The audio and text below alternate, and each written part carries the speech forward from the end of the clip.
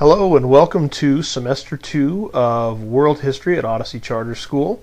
We are going to be working our way through the second half of World History, and we're going to be starting off with a concept called the Renaissance and working our way through this semester all the way to the modern day. For those of you that have been in first semester World History, things will be a little bit different this semester.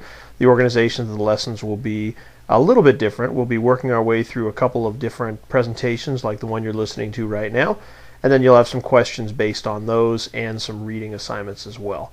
And with that, we're going to go ahead and get ourselves started. So the first topic that we're going to deal with for the second semester is called the Renaissance. The Renaissance was a critical time. Renaissance means rebirth, and it's a time where the European world essentially kind of got itself out of the Dark Ages.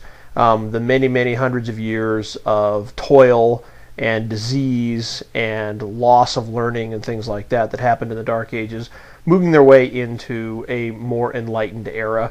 And really it was a way to look back at the way that the ancient Greeks lived and try to emulate or copy that.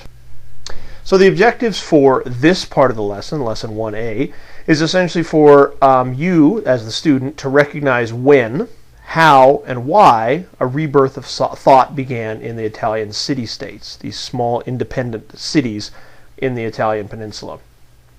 You also identify how Renaissance society differed from Middle Ages society. Okay, so how were they different over that time frame?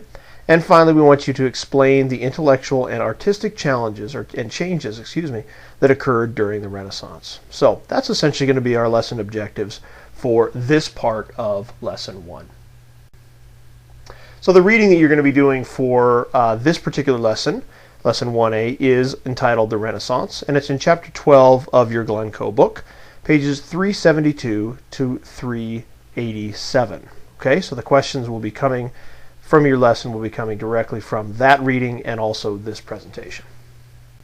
A little bit of a preview of what we're going to be talking about. Essentially, as I said in the introduction, the Renaissance means a rebirth, and it's a rebirth of classical learning. When we talk about classical anything, we're talking about the ancient Greeks and the ancient Romans. And it was focused on urban centers of power. This was not something that happened way out in the hinterlands. This was something that happened in the city areas. Okay, these centers of power were known as city-states, individual self-governing areas, predominantly in Italy, but also spreading out throughout Europe. And it promoted a secular or worldly view. So rather than looking specifically inward and focusing on God as the main tenet of life and the church, we're looking at something that's a little more worldly. That's how the Renaissance differed a little bit from the Middle Ages. Some key terms you're going to need to know. Renaissance, we've already explained what that is, rebirth. Secular, more focusing on the human nature of things. City-states, humanism, fresco, and mercenary. Now some of you may know some of these terms. Some of these may be brand new to you. They'll all be defined in your lesson, and we'll be expecting you to know them for assignments and eventually for tests. So let's get started with the actual material. The Italian Renaissance essentially occurred from the years about 1350 to 1550 AD. Right? That 200-year period was really the rebirth of classical thought within the European area. A greater emphasis during this time frame was placed on the individual, the idea that the individual was important, that the ideas of a person mattered, as opposed to focusing on society or focusing exclusively on a person's relationship to God. This is actually emphasis focusing on an individual. And essentially it's the age of recovery from the Middle Ages disasters. Now the Middle Age was when we were focusing on things. We had tremendous death within Europe due to things like the Black Plague, diseases, wars, etc. So it's really an opportunity for society to recover and move in more of a positive way. The Italian city-states were really the focus point. These are the main cities, and actually there's still some of the major cities within Italy today, and they were the focal point for all of the Renaissance. And essentially at this point, there was no such thing as Italy. If you had asked somebody to look at a map in 1350 and point to Italy, they wouldn't know what you were talking about. There was no country called Italy. there was no strong central government like we have now in the country of Italy. What there were these independent cities that served as the political centers and focal points for their region. The main ones were Milan, Venice, and Florence. Those were the classically Italian city-states. And the city-states vied for power. Vied means that they competed. They tried to be the most powerful. And at various times during the Renaissance, each one of these cities had prominence within the Italian area. Renaissance society was really focused on the ideas of how power and politics and leadership within this new society should work. Okay, so there's lots of debates going on. People thought about what does it mean to be a good society, what's an appropriate political system, and how should power be shared between human beings. The nobility during this time, the princes, the kings, etc., were expected to fulfill and meet certain ideals. So they couldn't do just anything they want. They actually were put on a pedestal and expected to be behaving above and beyond what the common citizen was doing.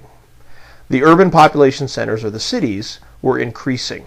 Okay, so this was an area where we had people moving into the cities. We had the start of some industrialization, so people were moving into the cities. Those were increasing, and poverty started to increase as well, especially within the cities. When we talk about humanism, we're talking about the study of classical themes. Classical, again, meaning focusing on Greece and Rome, ancient Greece and ancient Rome. When we did that, we called it humanism. And we really started to look at some of the studies that you're familiar with today. And certainly we expect you to study in school, and you will study continuously if you go to college.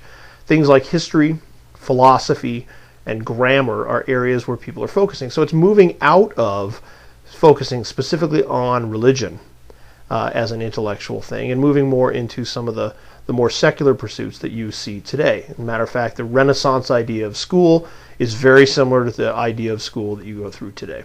So if you're frustrated with having to go to school, you can thank the Renaissance humanists for that.